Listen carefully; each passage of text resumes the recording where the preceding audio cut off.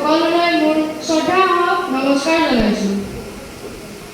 সন্মানীয় আজি সভাৰ সভাপতি মহোদয়া, সন্মানীয় আজি সভাৰ উদ্বোধক মহোদয়, বিভিন্ন আসন অলংকৃত কৰি থকা বিশিষ্ট ব্যক্তিসকল, পিতৃতুল্য দেউতাসকল, মাতৃতুল্য আই মাতৃসকল, দাদা বাইদেউসকল আৰু মোৰ অতিকৈ আদৰৰ মইনা বন্ধুসকল, নমস্কাৰ। মোৰ নাম শ্ৰী স্বৰ্ণ বৰুৱা।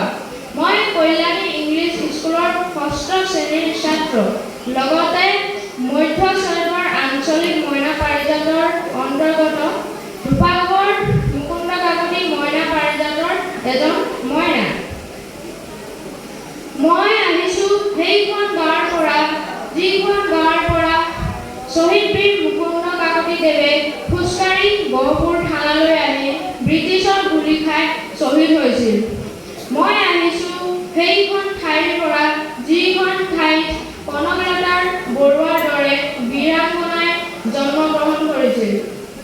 মইনাপ্ৰেমী ৰাইজ, মই এনে জেগাত জন্মগ্ৰহণ কৰিবৰ পাই বৰ সুখী হৈছোঁ।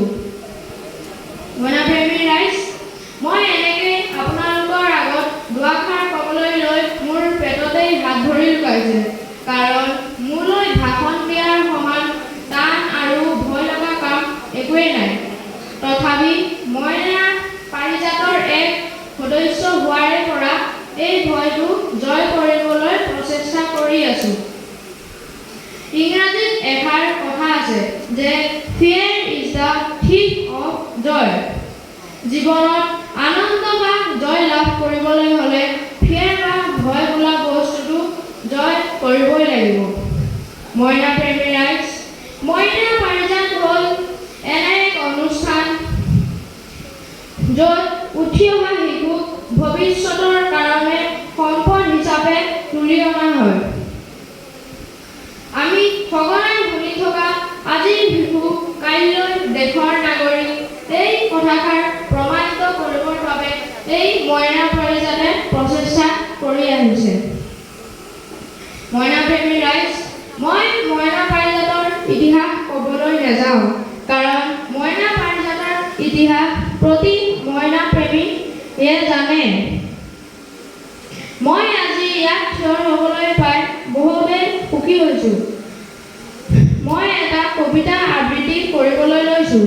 কবিতাৰ শিৰোনাম তেজেৰে মোৰ। মোৰ চকুজুৰি মোৰ পচাৰে খুচি নিয়া, আৰু তোমালোক ত্ৰিনয়ন হোৱা। মোৰ জিভাখন মোৰ দুচেও কৰা, তোমালোক কালি হোৱা। মোৰ কাণ দুখন মোৰ হুলুঙাৰে কাঢ়ি নিয়া। মোৰ চুচুৰ মই কলিজাৰে তোমালোকে পৰশু তিলক পিন্ধোৱা। মোৰ টুকুৰা হাড়েৰে তোমালোকে দধি সজোৱা।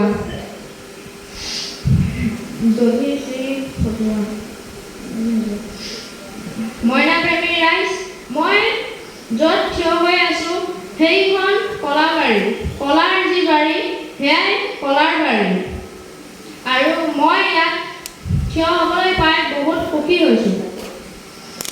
শেষত মই সকলোৰে সুস্বাস্থ্য কামনা কৰি মোৰ ক'বলগীয়া বক্তব্যখিনি সামৰণি মাৰিছোঁ। ধন্যবাদ।